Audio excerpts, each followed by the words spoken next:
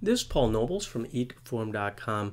I just wanted to make a quick video running through the calorie wave method. We had someone reach out to me, and one of the things that she said was, you put out a lot of information and I'm a little concerned that it's only for athletic populations. And as most of you know, the way that we think is if you do something, you're an athlete. And so this is basically going to be what we do in seminars to kind of run through how we walk people to reaching their goals. And so I'll just start right in. This lady is eating 1,300 calories right now. She is plateaued. She is 5'4", 225 pounds. Her total daily energy expenditure is 2,628 calories. So daily she should be eating 175 grams of protein. At least that's what I have her at right now. You could play with these numbers a little bit. Her carbs, 257 grams. Rest days would go down to 150. And then fats at 100 grams. Problem is, at 1,300, she's having trouble sleeping. Her metabolism is slowed.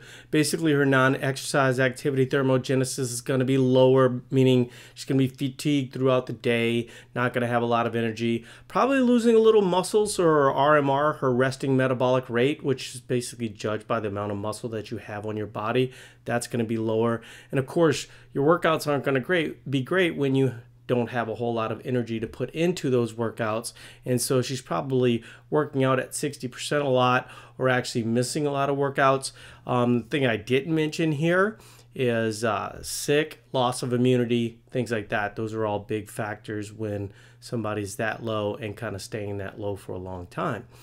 This little diagram I have over here at the bottom, sort of kind of how it works for most people. They'll start at 275, then they'll get to 225 like she is in this scenario. And then they'll add back in food, not with a great plan, not like what I'm about to describe. And so basically they eat all the foods that they were denying themselves, and then they sort of get back to 290, then they go aggressive again, 215, and then they go back up to 300. It starts this endless cycle of yo-yo dieting. Everybody knows about that.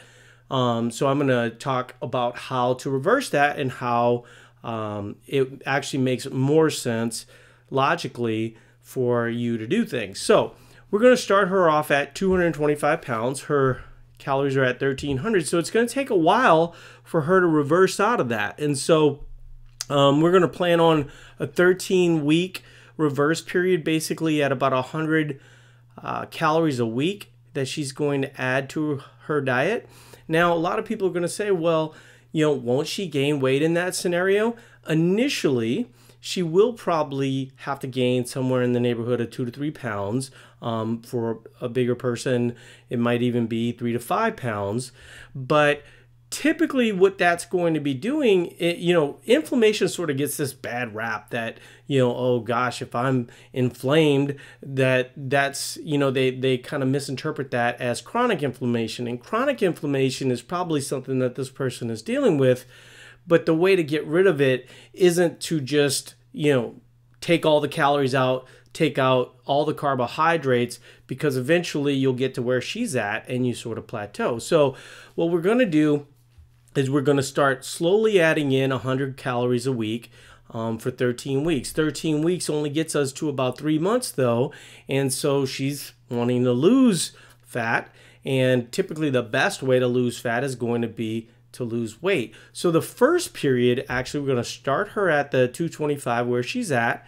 We're going to reverse her out for about 6 months. So 3 months, we're going to be getting her calories normal. And then we're going to stabilize those calories for about 3 months. And then we're going to look at a calorie deficit. What that calorie deficit looks like, okay, she's starting at 2628 for 10 weeks. I'm going to stop right here because one thing that I want everybody to notice is that in the red, everything's sort of going down. In the green, everything's sort of going up except for these really short periods where you'll be looking at deficits. So you ask yourself, well, how much deficit do we need?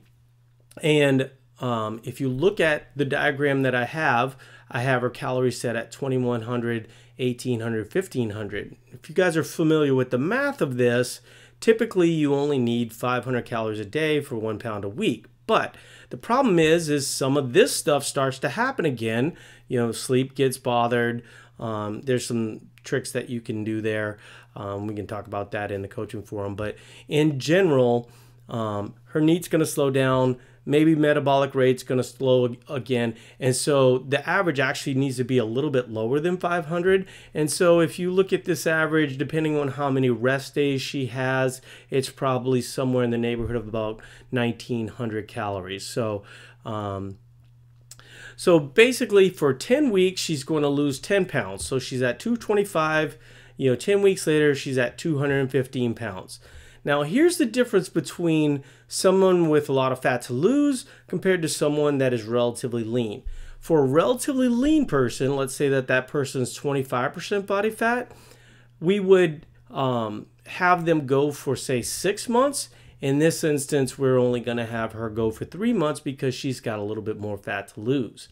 And so we're going to try and get her calories back up to even higher than 26, 28 by adding work capacity, things of that nature. She's once again at 215. Her calories, 2,300, 2,000, 1,700 for this next deficit. And you could sort of see how that's like the reverse approach from this whole, go to 1,300 and just suck it up for a while. So let me explain what happens with the 2,100, 1,800, and 1,500. The 2,100 is basically your high active days.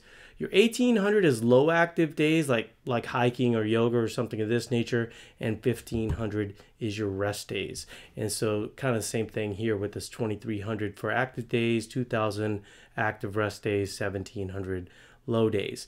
Some of those numbers, as you get closer to the end of the 10 weeks, you might need to tweak that a little bit to sort of hit your goal. But in general, what you can sort of see is a different approach than just going straight down to 1,300 and just sucking it up for a while and then maybe even having some binge days.